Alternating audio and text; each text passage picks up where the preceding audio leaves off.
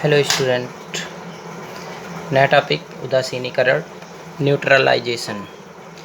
आपको पहले वाले वीडियो में बताया गया था उदासीनीकरण। आज उस पर विस्तृत चर्चा करते हैं। उदासीनीकरण होती क्या चीज़ है? उदासीन का मतलब होता है निष्क्रिय, और निष्क्रिय करने की जो प्रक्रिया होती है उसी को हम कहते हैं उदासीनीकरण। अब रसायन विज्ञान में इसको कैसे समझते हैं? अम्ल और क्षार की परस्पर क्रिया उदासीनीकरण कहलाती है। जलीय विलयन अम्ल और जलीय विलयन क्षार की आपस में क्रिया कराने पर लवण एवं जल का निर्माण होता है। इस प्रक्रिया को, इस रासायनिक क्रिया को उदासीनीकरण कहते हैं। एज एग्जाम्पल देख लेते हैं। एग्जाम्पल स्वरूप क्षार की बात कर लेते हैं। NaOH एक्वस फॉर्म, जलीय विलयन होना चाहिए, प्लस हाइड्रोक्लोरिक अम्ल HCl, ये भी हो गया एक्वस फॉर्म।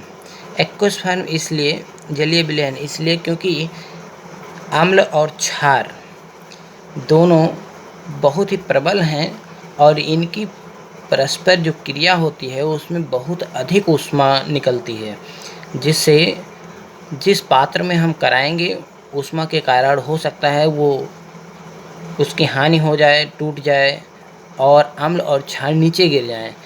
और या अधिक दिक्कत ये हो सकती है कि आपके ऊपर पड़ जाएगा तो आप जल जाएंगे, क्योंकि ऊष्मा बहुत अधिक होती है। इसलिए इसकी सांद्रता के साथ क्रिया नहीं करानी चाहिए। इसलिए हमें इसका एक्वस फॉर्म यानी कि जलीय विलयन यूज किया जाता है। जलीय विलयन का प्रयोग करके हम इसकी परस्पर क्रिया कराएंगे। तो अब देख लेते हैं बनेगा क्या। उदासीनीकरण में आपको बताया गया परस्पर क्रिया के फलस्वरूप लवण NaCl प्लस जल H2O बनते हैं। ये हो गया जल, ये हो गया लवण, ये हो गया अम्ल और ये है आपके क्षार। नाम आपको पता है, सोडियम हाइड्रोक्साइड, और ये है हाइड्रोक्लोरिक अम्ल HCl। परस्पर क्रिया ये तो आपको समझ में आ गया। इस क्रिया को ही हम कहते हैं उदासीनीकरण। उदासीनीकरण को अगर हम आयनिक सिद्धांत के हिसाब से देखें,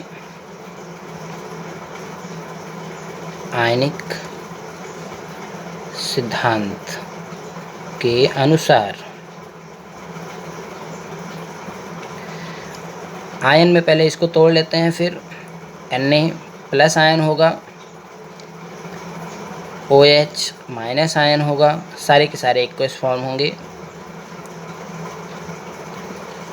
प्लस HCl को तोड़ेंगे तो H प्लस आयन होगा एक्वस में, प्लस Cl माइनस आयन होंगे एक्वस में।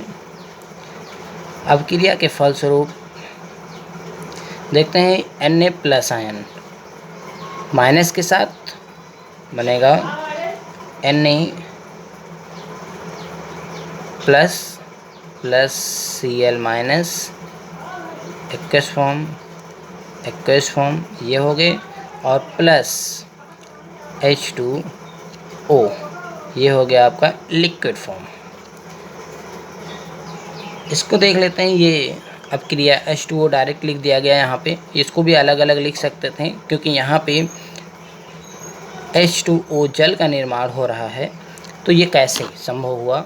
यहाँ देखते हैं OH माइनस है और प्लस H प्लस आयन है। एक माइनस एक प्लस, दोनों एक्वस फॉर्म में थे। परस्पर क्रिया के फलस्वरूप एक H यहाँ पे, एक H यहाँ पे, तो इस प्रकार से ये H2 हो गए और ये हो गए O, ये हो गए लिक्विड फॉर्म। अतः हम कह सकते हैं, इसको इस प्रकार से हम कह सकते हैं कि जलीय विलयन में वह क्रिया जिसमें H प्लस आयन तथा OH माइनस आयन आपस में क्रिया करके H plus ion OH minus ion आपस में क्रिया करके जल का निर्माण करते हैं, जल बनाते हैं। उदासीनीकरण अभिक्रिया कहलाती है। अगला टॉपिक लेते हैं उदासीनीकरण ऊष्मा। उदासीनीकरण ऊष्मा।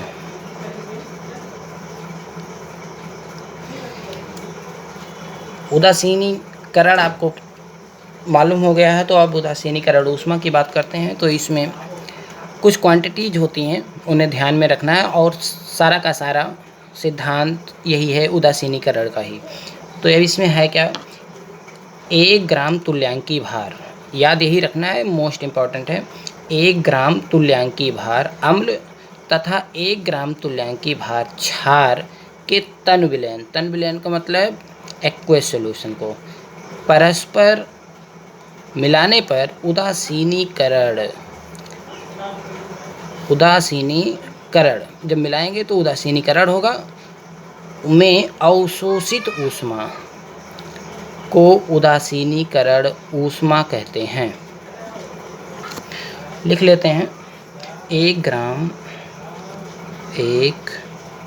ग्राम तुल्यांकी भार अम्ल और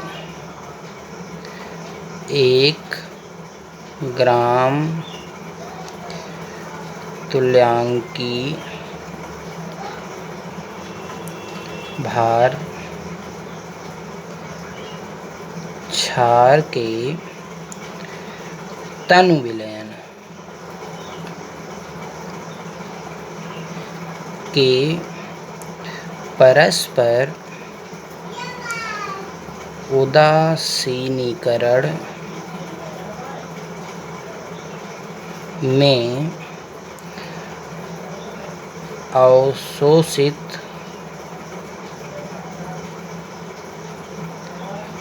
ऊष्मा को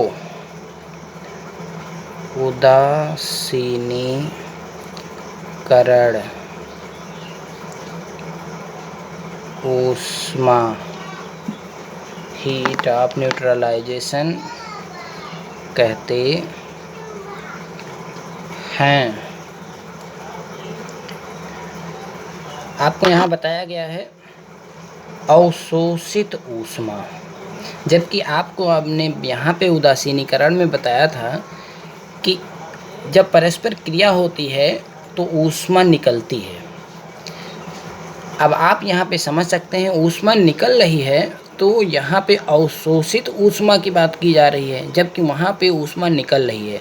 तो इसलिए आपको ये जानना चाहिए कि उदासीनीकरण ऊष्मा का जो मान होगा वो हमेशा ऋणात्मक होगा। उदाहरण के रूप में समझ लेते हैं,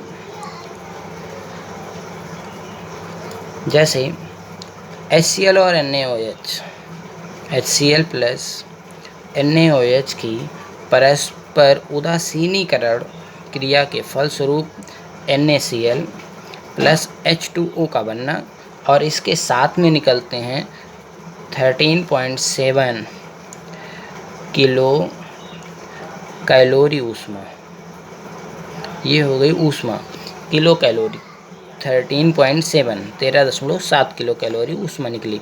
अब यहाँ पे आपको स्पष्ट हो रहा है कि ये अब क्रिया होने के फलस्वरूप यहाँ पे ऊष्मा निकल रही है, लेकिन बात क्या कहा जा रहा है, अवशोषित ऊष्मा। तो अवशोषित ऊष्मा का मतलब यहाँ पे तो निकल रही है, इसका मतलब इधर अवशोषित होगी। तो इस प्रक्रिया को हम इस तरह भी लिख सकते हैं, HCl प्लस NaOH, यहाँ पे प्लस में है तो इधर हो जाएगा -13.7 किलो कैलोरी ऊष्मा। अब इसके रिएक्शन स्वरूप होगा NaCl प्लस H2O, इसको इस प्रकार भी लिख सकते हैं। तो अब यहाँ पे ये अब क्रिया हो रही है, तो इसमें क्या अवशोषित हो रही है, 13.7 किलो कैलोरी की ऊष्मा।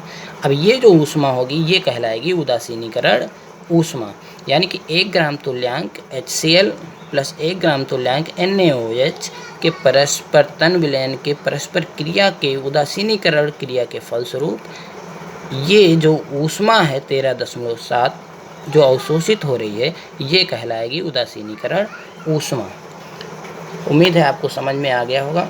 नेक्स्ट टॉपिक अगले पीरियड में। Thank you.